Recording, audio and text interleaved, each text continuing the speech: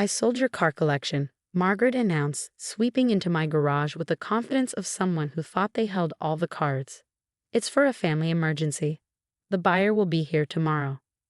I stood there, surrounded by the vintage beauties I'd spent 15 years collecting: a 1967 Mustang Fastback, a 1963 Corvette split window, a 1970 Dodge Challenger, and my pride and joy, a 1965 Shelby Cobra. Each car represented years of restoration work, countless hours in this very garage, and memories that went far deeper than metal and chrome. My name is Alexandra Carter, and at 35, I'd built what many considered one of the finest private vintage car collections in the state. What my mother-in-law didn't know was that these cars weren't just expensive toys, they were my livelihood. The family needs the money, Margaret continued, mistaking my silence for shock. Thomas's business is struggling, and as his mother, I had to do something.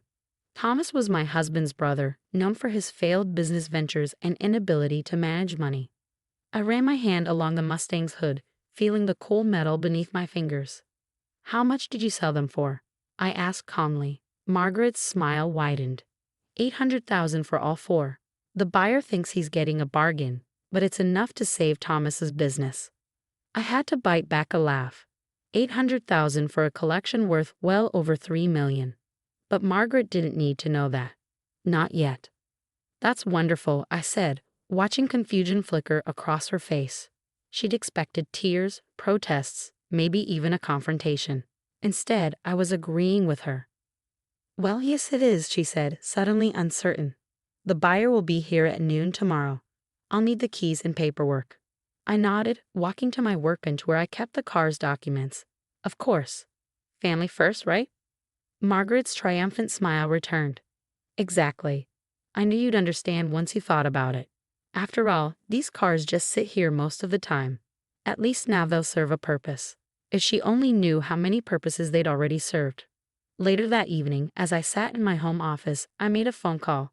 "Hey Jack, it's Alex. Remember that offer you made last month? Is it still open?" Jack Phillips, curator of the National Automobile Museum, had been trying to acquire my collection for their upcoming vintage racing exhibit. His offer had been generous, not just financially, but also including a position as the museum's head restoration specialist. "Alex, of course the offer stands. Having your collection and expertise would be invaluable to us." I smiled, thinking about Margaret's face tomorrow. "Good, because I have a story you're going to love." You see, what Margaret didn't know when she sold my cars was that each one was already under contract with the museum. The paperwork had been signed last week, and the cars were technically museum property, with me retaining possession until the exhibit opened. Her illegal sale wasn't just void, it was fraud. I could have stopped her immediately, could have shown her the museum contracts and ended her scheme. But years of her interference, her constant prioritizing of Thomas over everyone else, her dismissal of my passion as a hobby, had taught me something valuable. Sometimes the best revenge is letting someone walk right into their own trap. The next morning, I waited in the garage, keys and paperwork ready. Right on schedule, Margaret arrived with Thomas and a man I assumed was their buyer. "Alexandra, this is Mr. Peterson," Margaret said, practically glowing with satisfaction. "He's very excited about the collection." "I bet he is," I replied, watching as Mr. Peterson circled the Shelby Cobra with appreciative eyes. "These are absolutely stunning," he said, reaching for the keys I held. "The paperwork's all ready." I smiled, handing over not the ownership documents Margaret had expected, but copies of the museum contracts. "Everything's right here." I watched as Mr. Peterson's expression changed from excitement to confusion to shock as he read. Margaret, noticing his reaction, hurried over to peek at the papers. "What's wrong?" she demanded. "What are these?" "These cars," Mr. Peterson said slowly, "appear to be the property of the National Automobile Museum. Any private sale would be illegal." The color drained from Margaret's face. "That's impossible. Alexandra, what is this?" "This," I said, pulling out my phone to record their reactions, "is what happens when you try to sell something that isn't yours to sell." Thomas started backing toward the door, but I wasn't done. Not by a long shot. The best part of my plan was still to come, and I wanted to make sure they all understood exactly what they'd walked into. But these are just cars. Margaret sputtered, her perfectly manicured hands shaking as she gripped the museum contracts. You can't possibly have. This must be some kind of joke. I walked over to the Corvette, running my hand along its pristine chrome trim. Actually, Margaret, this joke is worth about $3 million. And that's before we factor in the federal charges for attempting to sell protected museum pieces. Mr. Peterson, who I'd noticed had been typing frantically on his phone, suddenly cleared his throat. I think there's been a terrible misunderstanding. I should go. Please stay, I said calmly. The museum's legal team will want to speak with you about your involvement in this attempted fraud. Thomas, who had been inching toward the door, froze. Legal team. Oh yes, I smiled, pulling up the security camera feed on my phone. They're particularly interested in last Tuesday's footage, when you and Margaret came here with a locksmith to copy my garage keys. Tampering with museum property is a serious offense. Margaret's face went from pale to scarlet. You set us up. You knew we were trying to help Thomas and you laid a trap. No, Margaret, you set yourself up. I gave you plenty of chances to ask about the cars, to show even a hint of respect for what I do. Instead, you broke into my garage, arranged an illegal sale, and tried to steal my life's work, all to bail out Thomas's fifth failed business venture. The sound of approaching vehicles made everyone turn. Through the garage windows, we could see 3 cars pulling up. Jack Phillips from the museum, my lawyer Emma Stevens, and a police cruiser. You called the police? Thomas whimpered, looking more like a scared child than a 40-year-old man. Actually, that was me, Mr. Peterson admitted. I'm not really a buyer. I'm an investigator for the Insurance Crime Bureau. We've been watching your pattern of suspicious business dealings for months, Mr. Carter. Margaret staggered backward, bumping into the Mustang. This can't be happening. We're family. Family? I laughed, but there was no humor in it. Was it family when you told everyone my restoration work was just a hobby? When you convinced James to cancel our wedding because you thought I wasn't good enough for your precious son? Thank God he had the spine to stand up to you then.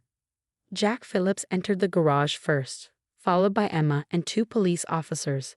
His eyes went straight to the cars, checking for damage.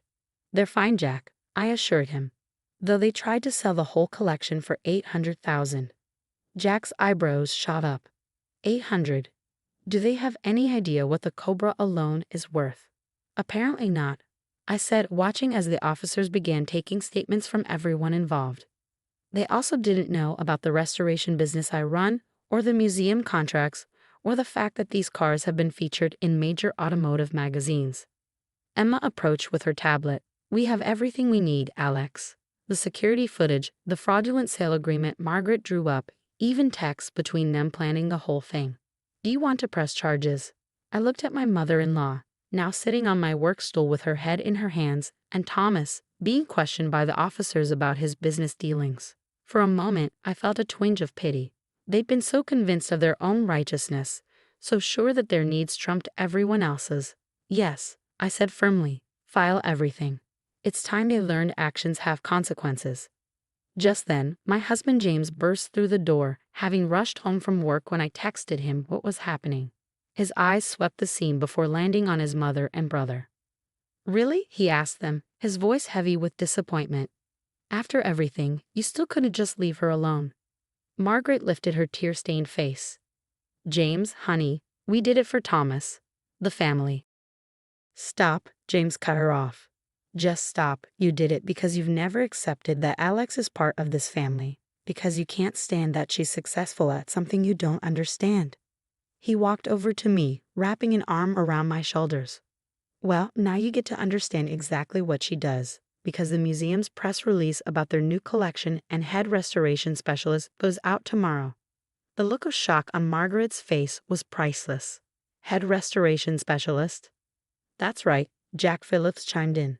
Alexander's reputation in the classic car world is exceptional. We've been trying to get her on board for months. As the officers led Thomas and Margaret out to discuss their charges, I felt a weight lift from my shoulders. Years of dismissal, of snide comments and backhanded compliments were finally ending. James squeezed my shoulder. You okay? I nodded, looking at my beautiful cars, now officially part of something bigger than Margaret's small-minded schemes. You know what? I really am. 3 months after the garage incident, I stood in the National Automobile Museum's main exhibition hall, watching as visitors admired my collection. The cars gleamed under perfect lighting, each one accompanied by a plaque detailing its history and restoration journey. My personal favorite was the sign next to the Shelby Cobra, restored by Alexandra Carter, head of restoration services.